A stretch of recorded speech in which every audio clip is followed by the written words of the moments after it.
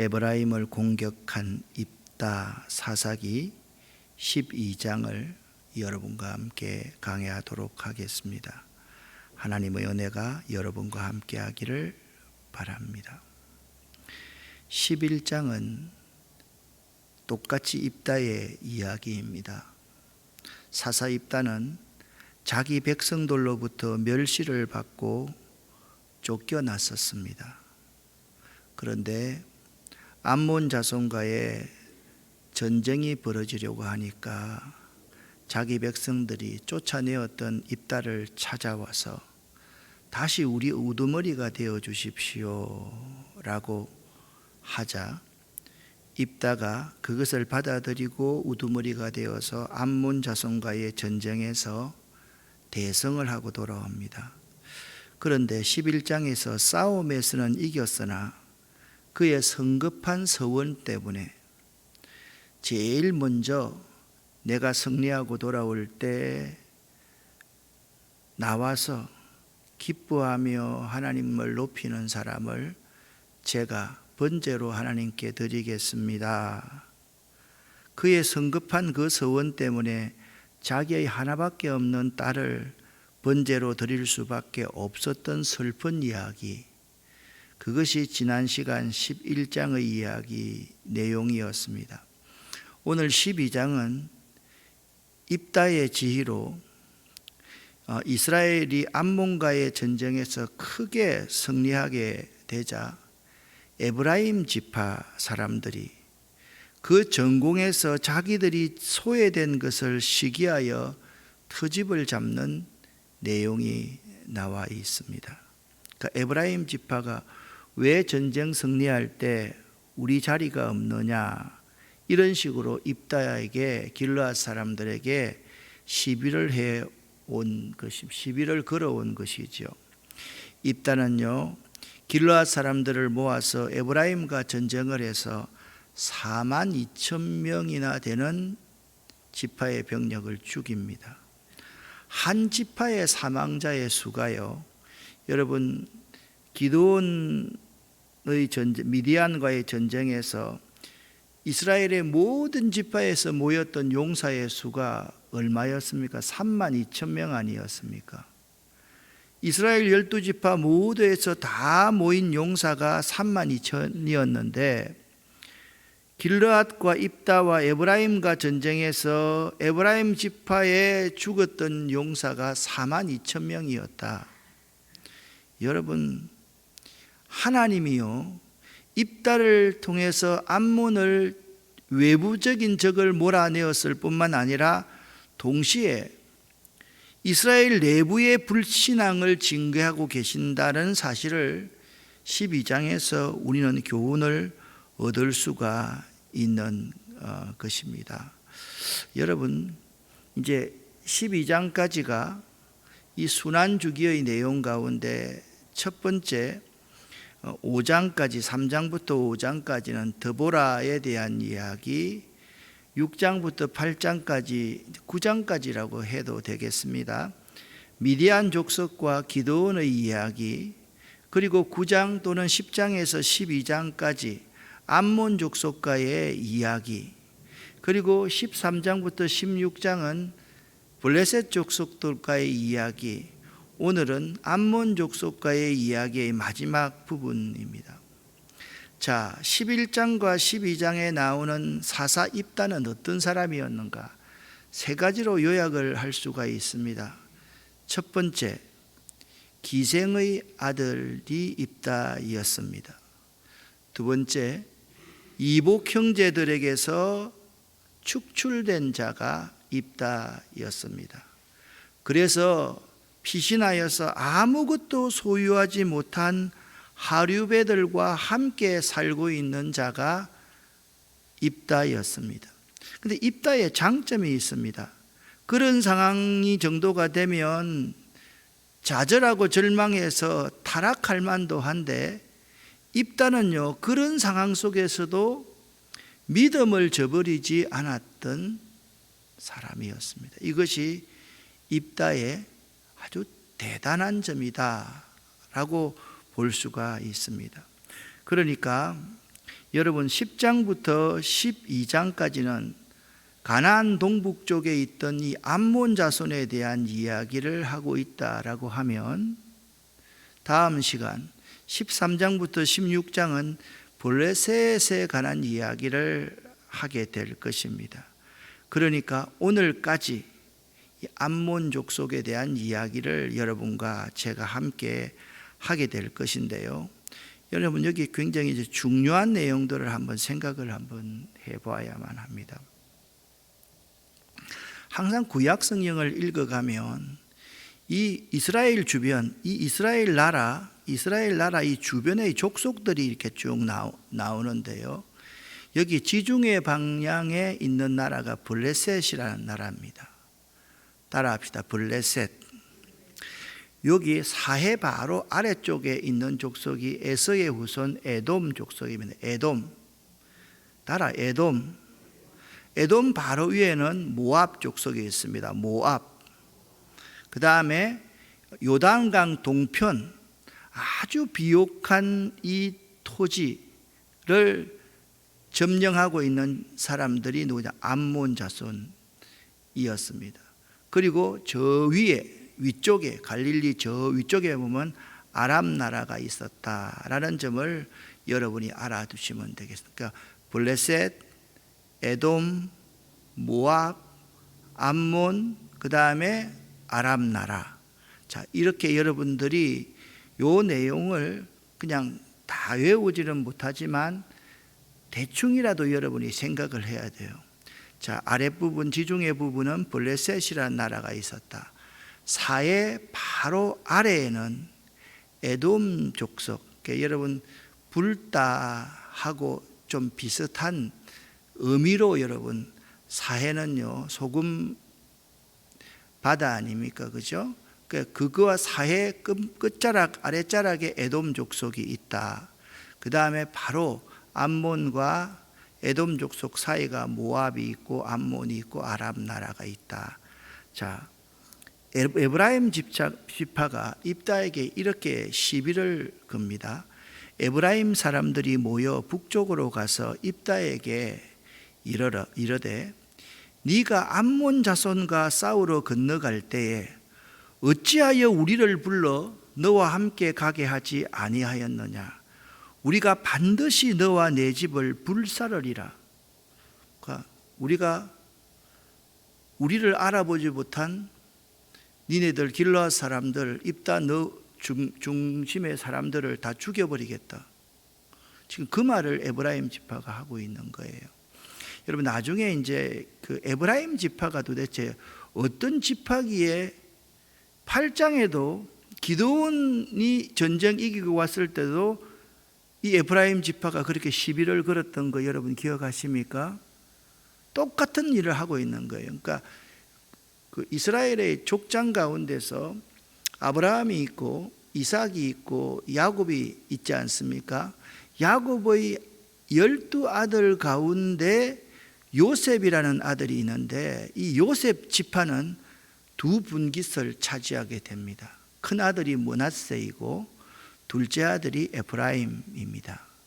그런데 이스라엘이 야곱이 창세기 48장에 이제 조금 있다가 나올 겁니다. 축복을 할 때 원래는 오른손으로 므낫세 머리에 얹고 축복을 해야 되고 왼손은 에브라임의 손을 얹고 축복을 하는 것이 그 시대의 상례였는데 이스라엘이 오른손으로 에브라임의 머리에 손을 얹고 왼손으로 므낫세에 얹어버렸단 말입니다.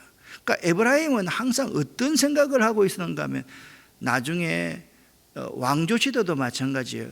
남북 왕조 북왕국 이스라엘과 남왕국 유다가 나누어질 때도 유다 지파와 대칭점에 있는 지파가 뭐냐? 에브라임 지파입니다. 에브라임 지파는 모든 것이 다 강한 지파다. 그 자기가 사실상 12지파 가운데 내가 짱이다, 내가 두목이다, 내가 우두머리다 라고 생각하고 있었기 때문에 사사건건 미디안과 암몬과 전쟁을 하고 나면 전쟁 시작할 때는 무관심하게 있다가 끝나고 나면 왜 내 목 안 챙겨주냐? 왜 상납 안 하지?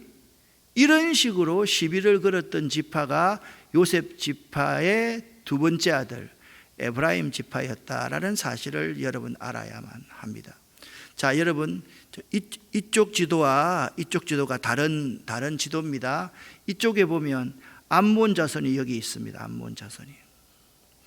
그리고 여기가 요 지방이 길르앗이었는데 입다가 영향력을 행사하고 있는 것은 길르앗에서부터 여기까지 다 길르앗 지파가 영향력을 행사하고 있었습니다. 에프라임이 여기 있습니다. 에프라임이.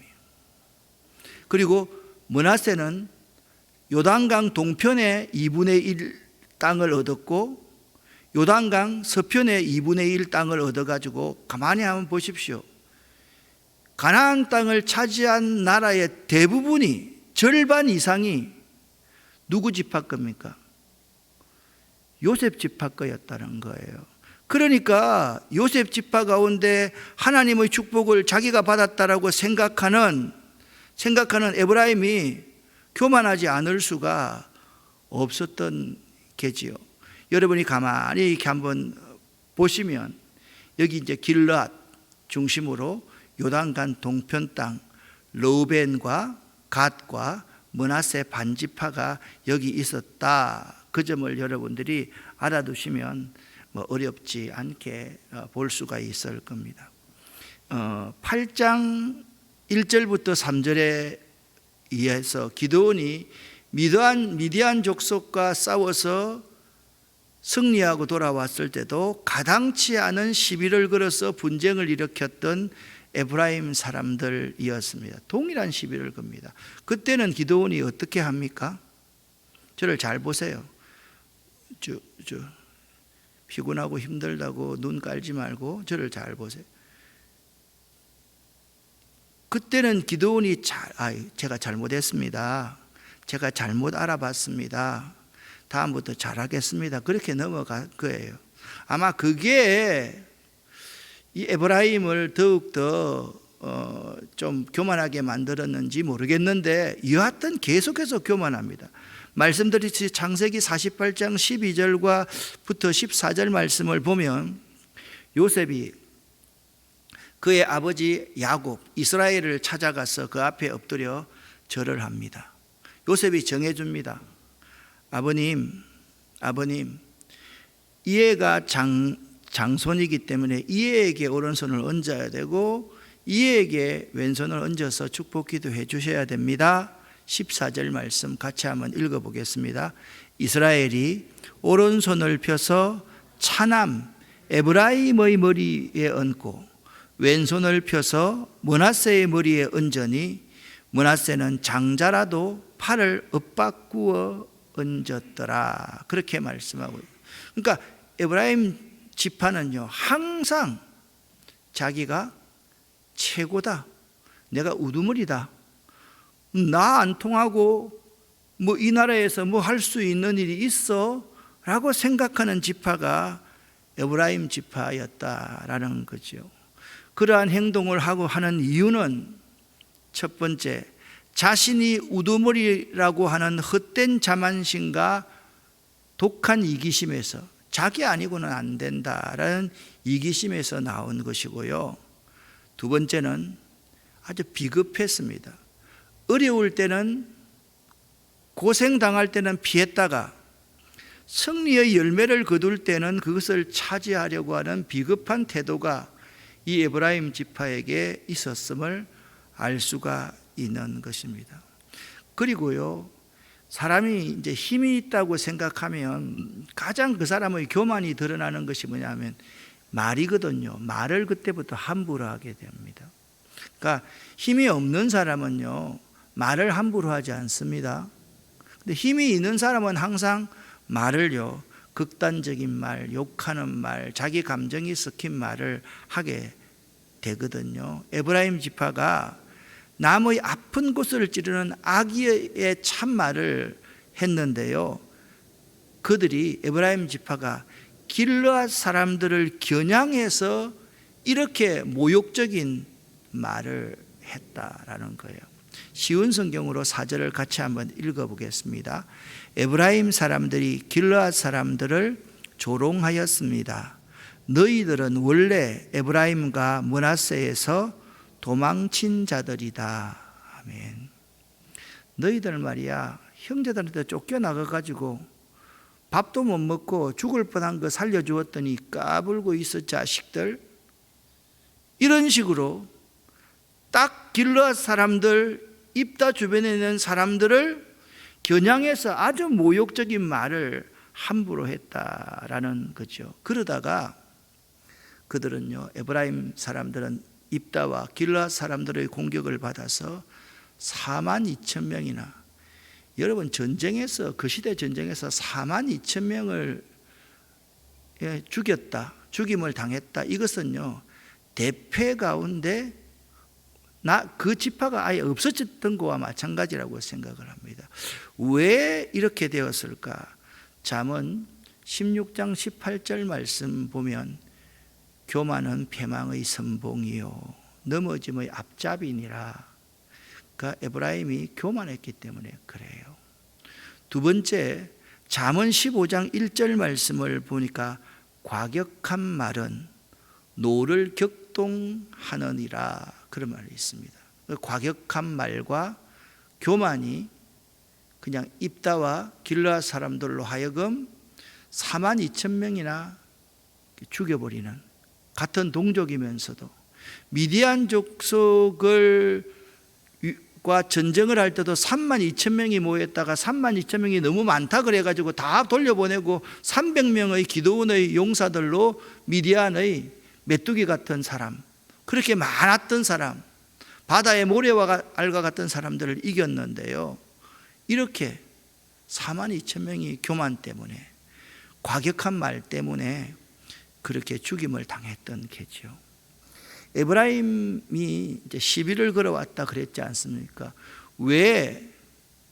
아니, 전쟁에서 승리했으면 나한테 보고 잘하고 말이야, 나한테 뭐 바쳐야지, 왜 이래? 라고 했던 그 에브라임 사람들에 대해서 입다가 이렇게 항변을 합니다. 2절 말씀, 3절 말씀을 같이 읽어보겠습니다. 입다가 그들에게 이르되 나와 내 백성이 암몬 자손과 크게 싸울 때에 내가 너희를 부르되 너희가 나를 그들의 손에서 구원하지 아니한 고로 나는 너희가 도와주지 아니하는 것을 보고 내 목숨을 돌보지 아니하고 건너가서 암몬 자손을 쳤더니 여호와께서 그들을 내 손에 넘겨주셨거늘 너희가 어찌하여 오늘 내게 올라와서 나와 더불어 싸우고자 하느냐 하니라. 아멘. 입다는요, 굉장히 논리적인 사람이거든요. 제가 볼 때는요, 이 기생의 자녀로 태어났으면서 머리가 영특했고 아주 공부를 많이 했던 사람 가운데 한 사람 같은 생각이 들어요. 입다가 아주 논리적으로 4단계로 그들에게 대답합니다. 내 백성과 나는 암몬 사람들과 큰 싸움을 치렀어. 목숨을 걸고. 그때 나는 당신들에게 도와달라고 요청을 하였지만 당신들은 나를 도우러 오지 않았소. 나는 당신들이 나를 도울 뜻이 없는 것으로 알고 내 목숨을 걸고 암몬 사람들과 싸웠거늘 여호와께서 나를 도와주시지 않았다면 내 목숨도 날아갔을 것이요 여호와께서 나와 함께 하셔서 그들을 물리치게 해 주었어. 그런데 이제 와서 당신들이 나와 싸우겠다니 이게 대체 어찌된 일이요?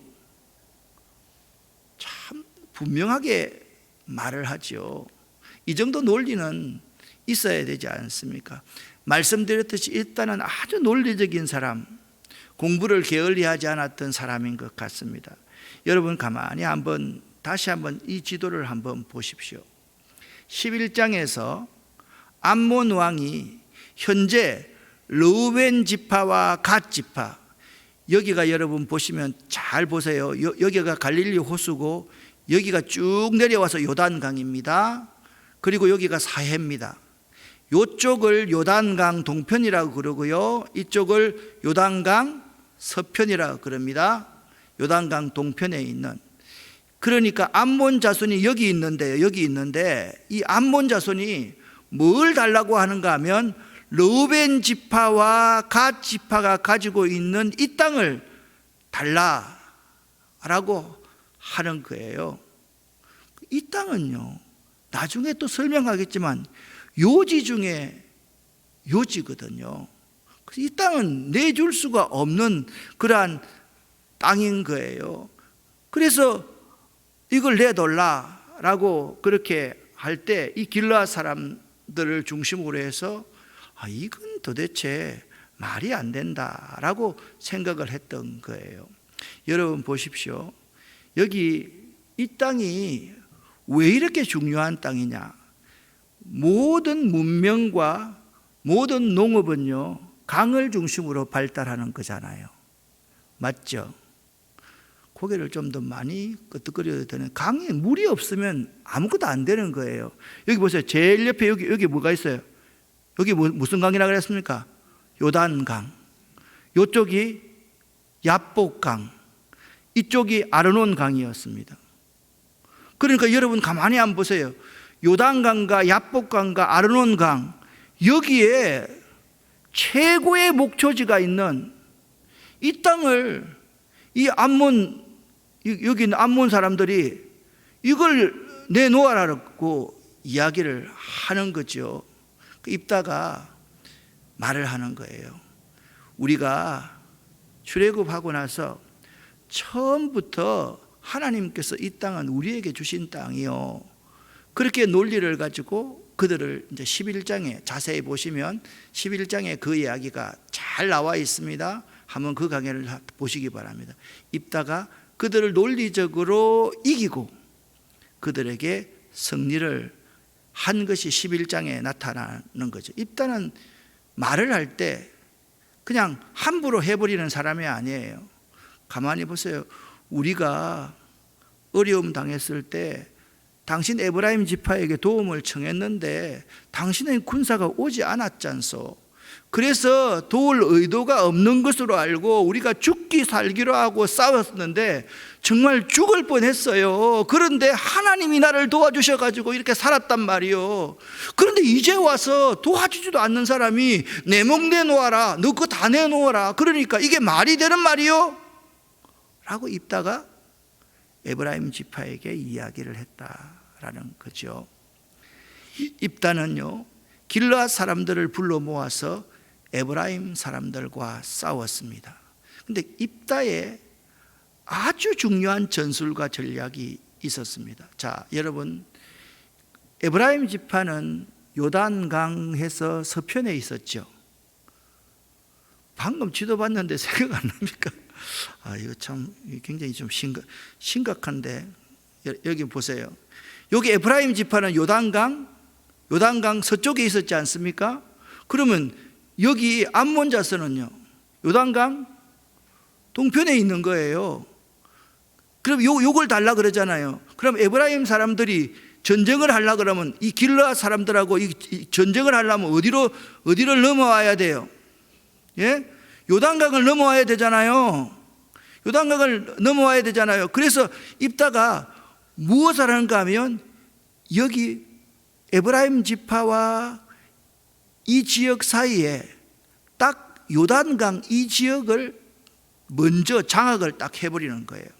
장악을 딱 하고 전쟁이 어떻게 벌어지든 간에 이 부분을 딱 장악해 놓고 나서 이렇게 하는 거예요. 요단강 나루터를 먼저 차지하여 입다가 지키고 있었습니다. 오늘 저녁 밥 먹으면서 우리 이영순 전도사님이 나보다 좀 사투리를 좀 심하게 하잖아요. 그래서 내가 사투리 좀 심하게 좀 쓰지 마라. 사투리 잘못 쓰다가 오늘 죽은 사람이 있다. 길르앗 사람들이 혹시나 넘어오고 돌아갈 때 딱 나루트를 장악하고 있다가 당신은 어느 나라 사람이요? 강을 건너게 해주세요. 이렇게 말하면 나는 강을 건너고 싶소. 당신은 에브라임 사람이 아니요? 라고 물어보라. 아닙니다, 아닙니다. 나는 에브라임 사람이 아닙니다. 그때 하는 말이 십볼렛이라는 소리를 내보라. 그런데 여기 십볼렛이라는 소리를 내보라고 하는데 이게요, 그 사람들은 뭐냐면 십볼렛, 난 발음이 잘 안 됩니다. 여튼 간에 이 발음이 십볼렛이라는 발음이 안 되는 거예요. 그래서 이 발음이 안 되는 사람은 나루토에서 다 죽여버렸다, 그렇게 말씀하고 있는 거예요. 입다는요 11장에 보면 역사에 대한 정통한 지식도 있고 믿음 역시 매우 좋아 보였지만 사실상 그것은 입다의 열심일 뿐이고 하나님이 기뻐하시는 일과는 별 상관이 없었습니다. 입다를 제가 평가절하하는 건 아닙니다.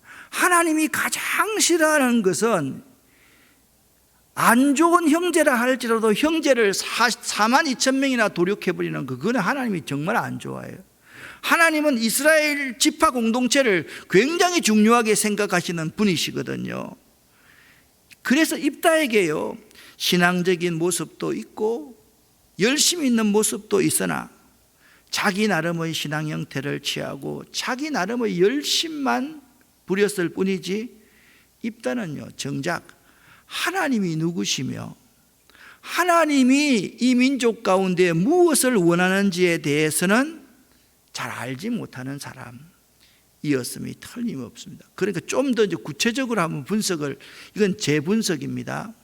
다른 주석에 나와 있는 분석이 아닙니다. 입다는요 다른 민족에 대해서는 합리적이고 논리적으로 대응하고 대책을 세워서 승리하였지만 자신의 동족에게는 제대로 된 대화나 협상 한번 해보지 않고 동족을 42,000명이나 죽였던 것입니다. 이것은 아마 자기가 기생의 아들이다, 그리고 형제들에게 축출되었다, 그리고 아주 어려운 사람들과 함께 살았다, 그런 낮은 자존감 때문에 지도자가 우두머리가 되어가지고 타민족과 적들을 대할 때는 아주 여유로운 모습이었지만 동족을 대할 때는 그 낮은 자존감 때문에 동족을 그렇게 한꺼번에 잔인하게 죽일 수 있지 않았나 하는 생각을 해보았습니다. 낮은 자존감은 참 문제이거든요. 여러분, 참되고 바른 신앙은요 하나님과 하나님의 뜻, 하나님의 말씀을 바로 아는 데서부터 이루어지는 것임을 기억하시기를 바랍니다. 참되고 바른 신앙은 이거예요. 하나님을 바로 알아야 돼요. 하나님의 뜻, 하나님의 말씀을 바로 아는 데서 바른 신앙이 이루어지는 것이지, 내가 바른 신앙을 세우고 싶다 그러면 여러분 어떻게 해요? 성경을 펴서 처음부터 성경을 읽는 것 참 중요하지만 제일 먼저 여러분 그럴 때는 좀 조직신학적으로 좀 들어가서 하나님이 어떤 분인가에 대해서 여러분이 잘 배워야 돼요. 하나님이 우리와 공유하는 속성이 있고 비공유적인 속성이 있어요. 그러니까 하나님이 어떤 분인가를 잘 알면 그 하나님의 뜻, 하나님의 마음까지 다 알아져요. 그러면 바른 신앙을 가질 수 있어요. 여러분 그 두란노에서 나온 1:1 제자양육 성경 공부라는 책이 저는 그렇게 생각해요. 지금까지 현존하는 1:1 제자양육 공부로서는 가장 최강의 교재다라고 생각을 해요. 거기 보면 예수 그리스도에 대해서 내과를 말씀하고 있어요. 그 다음에 다루는 것이 뭔지 아십니까? 하나님의 속성에 대해서 가르쳐요. 하나님의 속성에 대해서. 이 하나님의 속성과 그 다음에 구원의 확신에 대해서 가르쳐요. 이게 예수 그리스도, 하나님의 속성, 구원의 확신, 이 세 가지가 너무 그걸 받쳐주는 것이 성경, 기도 전부 다 해서 사역까지거든요. 그래서 이 예수 그리스도와 하나님의 속성과 구원의 확실을 아는 것은 너무나 중요한데, 우리가 바른 신앙을 가지기 위해서는 우리는요, 예수를 통해서 하나님을 잘 믿어가는 사람이어야 하기 때문에 하나님을 잘 알아야 되고, 하나님의 뜻을 잘 알아야 되고, 하나님의 속성을 잘 알아야만 하거든요. 그걸 잘 알아야 돼요. 자, 입다가 전쟁에서 나루트를 딱 장악하고서 4만 2천 명을 죽이고 승리했습니다. 그리고 입다는 이제 죽음을 맞이합니다. 입다가 이스라엘 사사가 된 지 6년 된 해에 입다가 죽었다, 그렇게 말합니다. 여러분에게 질문을 합니다. 질문하기 전에 지난 11장과 12장을 보면 입다의 모습을 보면 승리한 것 같으나 승리한 사람이 아닌 것 같은 사사 입다다. 이겼는데 자기 외동딸을 번제로 바쳐야 되는, 전쟁은 이겼는데 자기 동족을 4만 2천 명이나 죽여야 하는, 이게 여러분 생각 한번 해보세요. 얼마나 그렇습니까? 그런데 여러분에게 퀴즈를 냅니다. 입다는 과연 믿음의 영웅일까요? 믿음의 영웅이 아닐까요? 크게 누가 대답을 한번 해보시기를 바랍니다. 아니, 50%잖아요. 입다는 믿음의 영웅일까요? 믿음의 영웅이 아닐까요? 지금까지는 제가 이제 그렇게 말했습니다. 입다는 자기 나름대로의 신앙을 가지고 있었기 때문에 하나님도 잘 몰랐던 부분이 있고, 입다는 전쟁에서 승리하였으나 승리하지 않는 것 같은 사람이었다. 이 입다가 성경의 평가에 의하면 전쟁 영웅일까요? 전쟁 영웅이 아닐까요? 한 사람 앞에 대표적으로만 물어보도록 하겠습니다. 이정현 장로님, 1번 전쟁 영웅이다, 2번 전쟁 영웅이 아니다. 1번입니까? 이야, 역시 그렇습니다. 여러분, 히브리서 11장 32절 말씀을 보면 내가 무슨 말을 더하리요? 기드온, 바락, 삼손, 입다, 다윗, 사무엘과 선지자들의 일을 말하려면 내게 시간이 부족하리로다. 히브리서 11장에 보면 믿음의 영웅이라고 할 수 있는 인물들이 기록되어져 있는데 입다도 포함되어 있다라는 겁니다. 여러분, 가만히 한번 생각을 한번 해봐요. 이 땅에 완전한 사사, 완벽한 사사는 있겠습니까? 기드온도 완벽한 사사였습니까? 삼손도, 앞으로 13장부터 나오게 될 삼손도 어떻습니까?